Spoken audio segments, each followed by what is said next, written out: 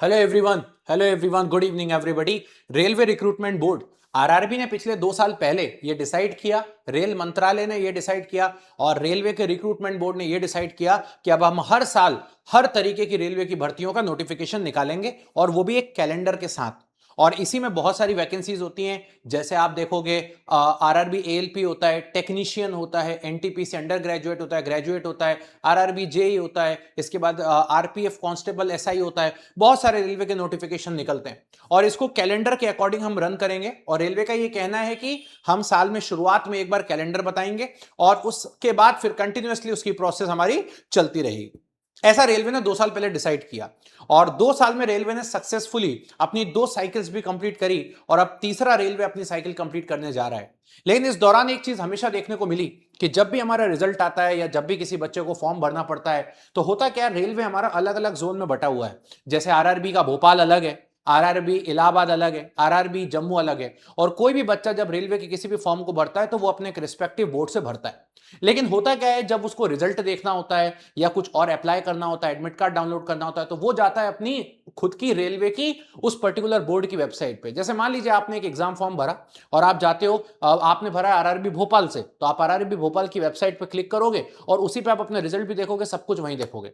और बहुत बार ऐसा देखने को मिला है कि अलग अलग आरआरबी की वेबसाइट पे अलग अलग बार टाइम लग जाता है कभी कभी अपडेट होने में। जैसे लास्ट टाइम मुझे याद है कि एक नोटिफिकेशन आया था आरआरबी का और वो नोटिफिकेशन आरआरबी की रांची की वेबसाइट पर आया था जूनियर इंजीनियर का, और उसके 1 घंटे बाद बाकी आरआरबी की वेबसाइट पर अपलोड हुआ था और उस 1 घंटे में बच्चे पैनिक करने लगे थे कि ये बात सही है या गलत है। तो इसलिए रेलवे ने भी सोचा कि इतनी सारी वेबसाइट्स को मैनेज करना इतना आसान काम नहीं है। तो रेलवे की पहले टोटल 20 वेबसाइट चलती थी 20 जोन की। और आप देखोगे यहाँ पे रेलवे की जब 20 वेबसाइट चलती थी 20 जोन की, तो रेलवे ने ये बोला कि भैया अब एक साल हमें हर साल पेपर करवाना है तो इतनी 20 वेबसाइट्स को कौन हैंडल करेगा। इससे बेहतर है हम एक कॉमन वेबसाइट बना देते हैं जिसपे देश का सारा बच्चा अवेलेबल रहेगा, उसी वेबसाइट पे रिजल्ट भी डालेंगे, वहीं से फॉर्म भी फिलअप होगा, सब कुछ वही होगा।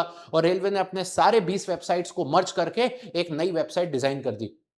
तो आप देखेंगे जैसे ये रेलवे की पहले आरआरबी गुवाहाटी की वेबसाइट थी, तो इन्होंने यहां पे लिख दिया है कि ये जो गुवाहाटी की वेबसाइट है, राइट, जैसे आरआरबी गुवाहाटी .gov भी उपयोग में रहेगी और 1 अगस्त 2027 के बाद इसे बंद कर दिया जाएगा। मतलब इन्होंने ये बोला है कि हमारी रेलवे की जितनी भी वेबसाइट है, जैसे आप कोई सी भी देख लो, जैसे आप मान लीजिए आरआरबी भोपाल की वेबसाइट देख लेते हैं, तो अब आरआरबी भोपाल की वेबसाइट के साथ भी यही सिचुएशन है। अगर मुझे आरआरबी, मैंने मान लीजिए रेलवे के सारे फॉर्म भरे हैं, तो कोई भी सारी चीजें यहां लिखी रहती हैं, लेकिन इनका ये कहना है कि जितनी भी वेबसाइट्स हमारे पास अवेलेबल है वो सभी की सब वेबसाइट्स, रेलवे की, आरआरबी की, भोपाल की वेबसाइट, इलाहाबाद की वेबसाइट, कोलकाता की वेबसाइट, सारी वेबसाइट्स को हम 31 जुलाई तक बंद कर देंगे और 1 अगस्त से हम एक नई वेबसाइट रखेंगे और सिर्फ एक कॉमन वेबसाइट हुआ करेगी। और वो जो कॉमन वेबसाइट है, ठीक है, उसका नाम रहा करेगा rrb.indianrailway.gov.in, यानी कि rrb.indianrailway.gov.in। सिर्फ एक यही वेबसाइट अब रेलवे की रहने वाली है, इसके अलावा और कोई वेबसाइट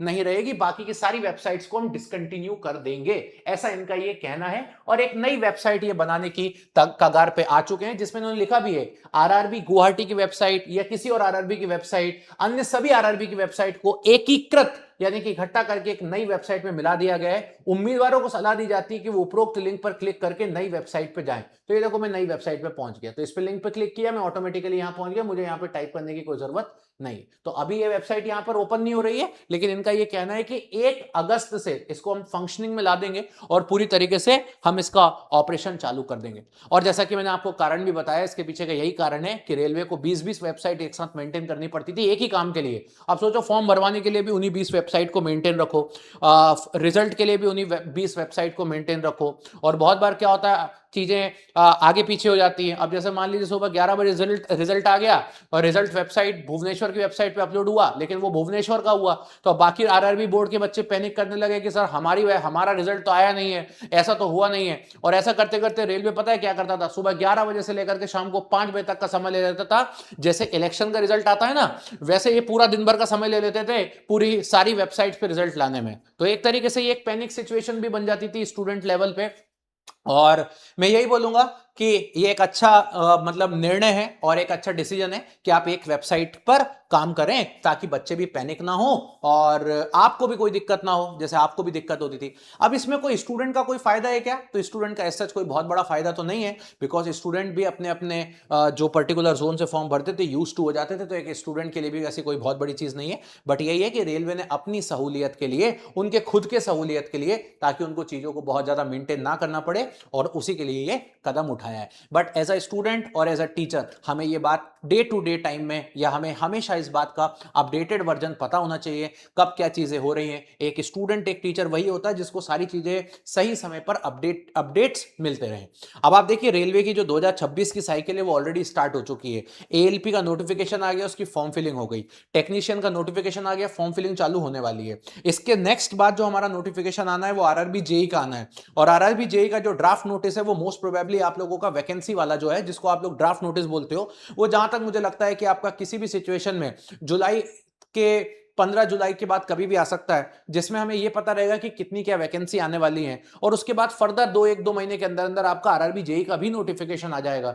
तो यार सारी चीजें आपके पास अवेलेबल हैं। और इन्होंने ये भी बता दिया इस बार तो कि हम अक्टूबर 2026 तक पुराना जो अभी आरआरबी का रिक्रूटमेंट चल रहा है ना, जिसका 2 जुलाई को पेपर होने वाला है, जूनियर इंजीनियर का ये वाले रिक्रूटमेंट की हम क्लोजिंग ही कर देंगे पूरी अक्टूबर 2026 में, मतलब ज्वाइनिंग वगैरह सब कुछ करवा देंगे।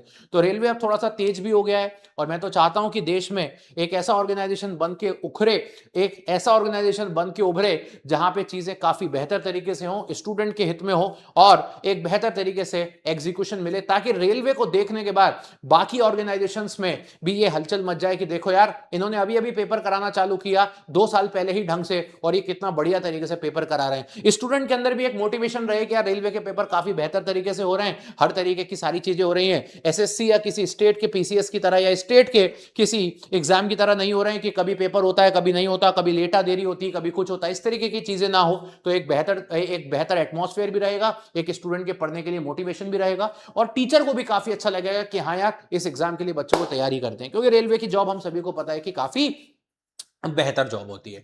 चलिए गाइस, चैनल को सब्सक्राइब कर लीजिएगा। इस तरीके के सारे अपडेट्स मैं आपके लिए हमेशा लेकर के आता रहूंगा।